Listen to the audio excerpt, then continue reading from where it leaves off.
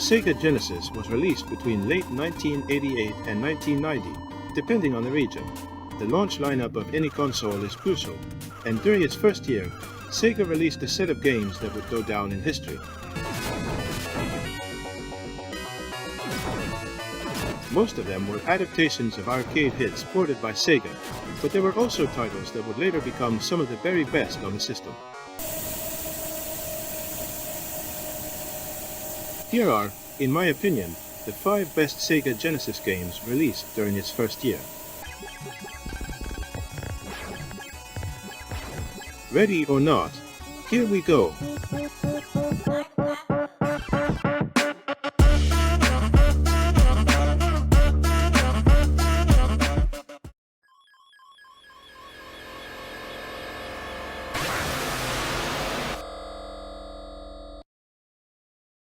Although there was an arcade game, Sega's Rambo 3 for the Genesis is not an adaptation, it's a completely different game.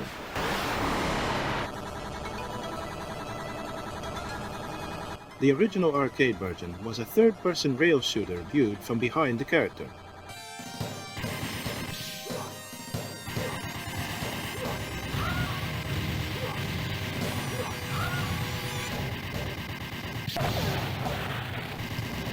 The Master System port was similar and used the light gun.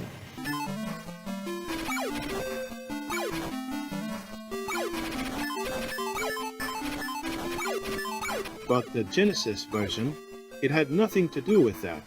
It was a top-down shooter, very much in the style of Capcom's Mercs, which Sega would later adapt as well.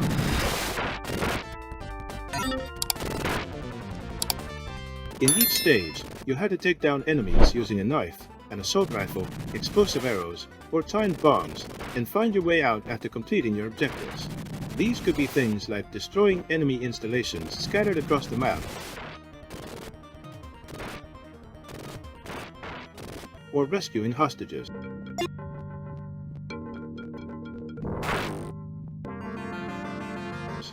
During those rescue missions, you'd sometimes see a digitized photo of a supposed secret agent that looked a lot like Rutger Hauer, though he never appeared in Rambo 3, of course.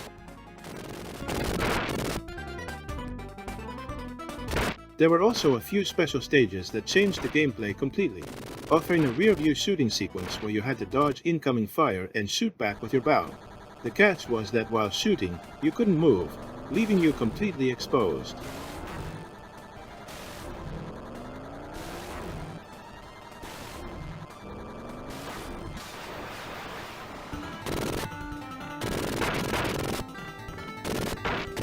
It didn't look or play like the arcade version, but honestly, it didn't need to. For its time, Rambo 3 on the Genesis was a fun, original, and surprisingly solid action game when it launched in late 1989.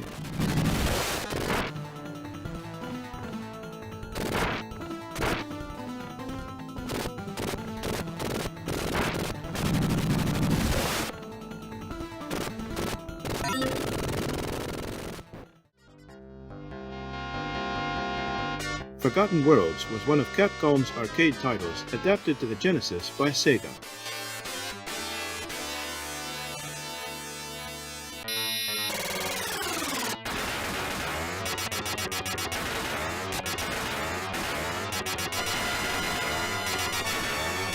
Now, when you think of a Capcom shooter ported to the system, most people immediately think of Mercs.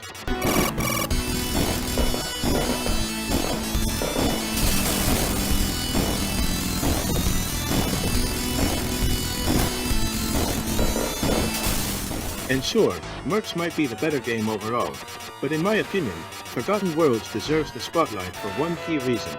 Its 2-player mode. While the arcade version of Mercs did allow for 2 players, sadly the Genesis port didn't.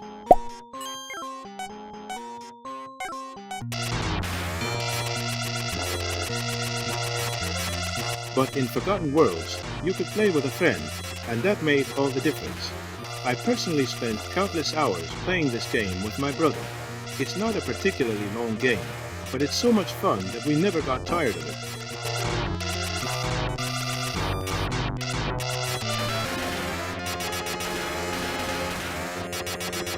Instead of controlling a spaceship, you control a warrior armed with different weapons. the control system was pretty unique.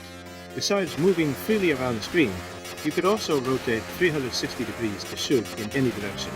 Since Genesis controllers only had a D-pad back then, rotation was handled with the A and C buttons.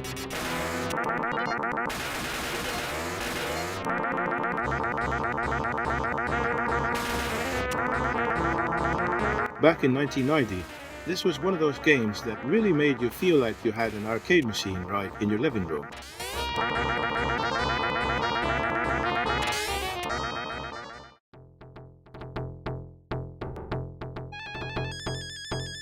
Golden Axe was the best beat-em-up on the Genesis, at least until Streets of Rage came along.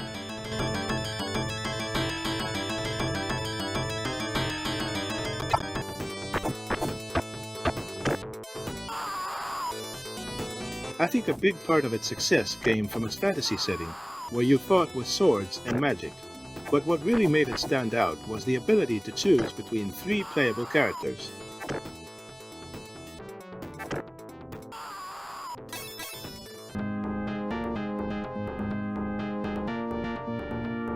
That was important because each one offered a genuinely different experience, different weapons, different magic attacks, and a different playstyle.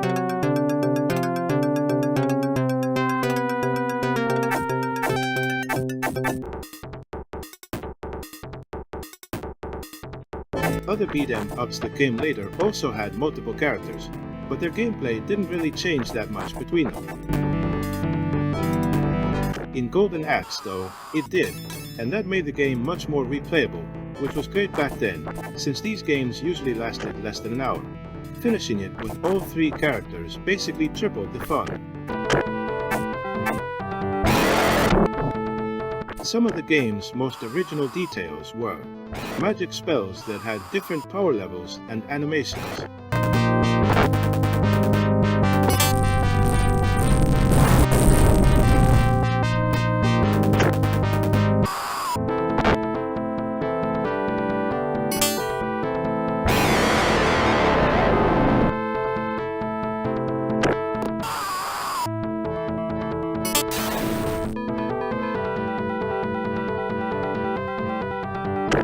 Mounts you could ride, and your enemies could too.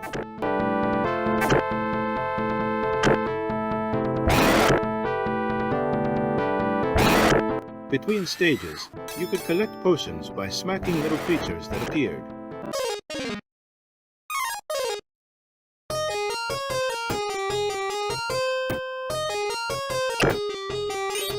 That replay value is one of the main reasons this game takes the number 3 spot on my ranking. If you bought a Genesis in 1989, Golden Axe was absolutely one of the best games you could pick up.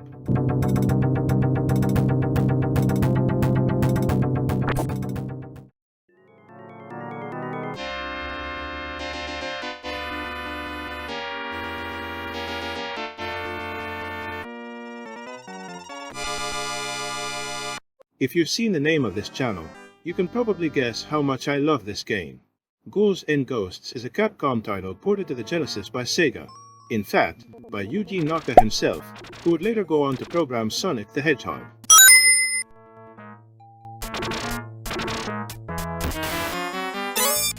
It was clear that Sega wanted the Genesis to be the arcade experience at home, and to make that happen, they launched the console with several ports of the most popular arcade games of the time.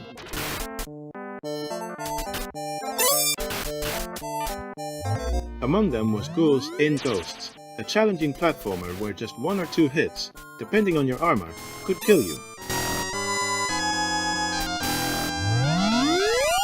You start with throwable lances as your main weapon, but you can pick up better, and sometimes worse, ones as you go, all while facing waves of enemies through each stage.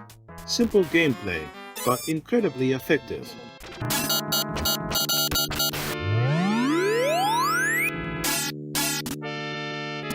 Back in 1989, playing a game like this, with arcade-quality graphics and music, on a home console was mind-blowing.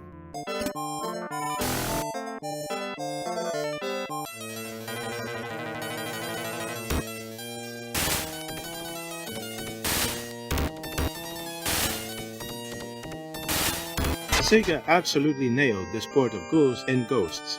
making it an essential title for anyone who had just bought a Genesis.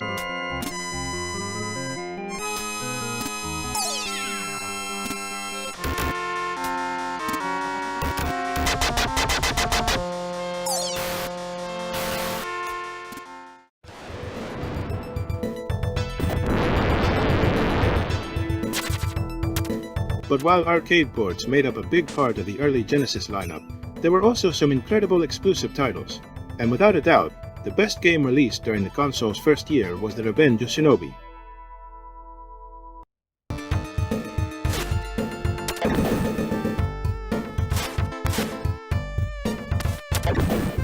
This game stood out in every possible way.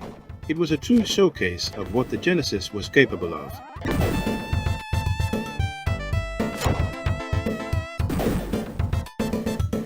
Graphically, it was a massive leap from the Shinobi on the Master System.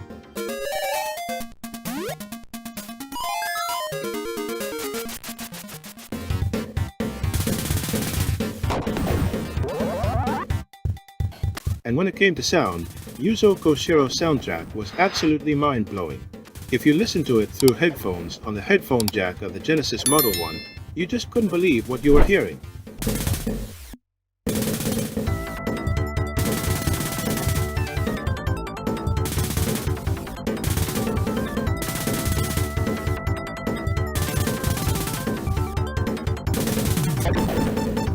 The Revenge of Shinobi is an action platformer where you control the ninja Joe Musashi, who can attack enemies up close with his katana or throw shurikens at distant foes.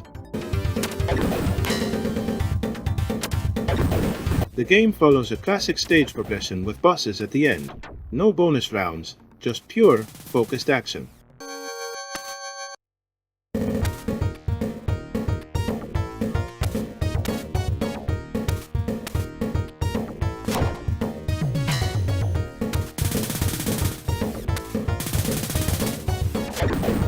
You also have access to 4 ninjutsu techniques, each with its own unique abilities, which you can use once per life, unless you find a power-up that gives you an extra use.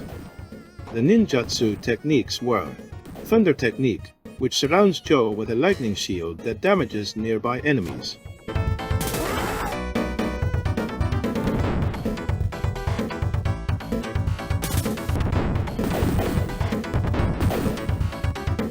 Fire Technique, summoning 4 dragons of flame that scorch everything in their path.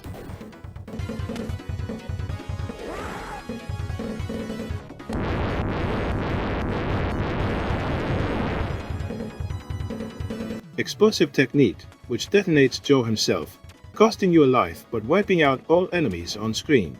Jump Technique, the only one not designed to kill enemies, instead giving Joe a much higher jump.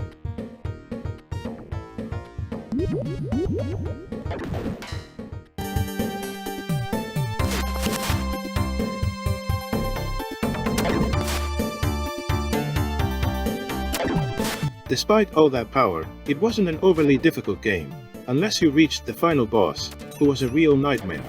Back in 1990, if you bought a Genesis, the best thing you could possibly do was grab this game first. It offered hours of fun, stunning graphics for the time, and a soundtrack that would blow your mind.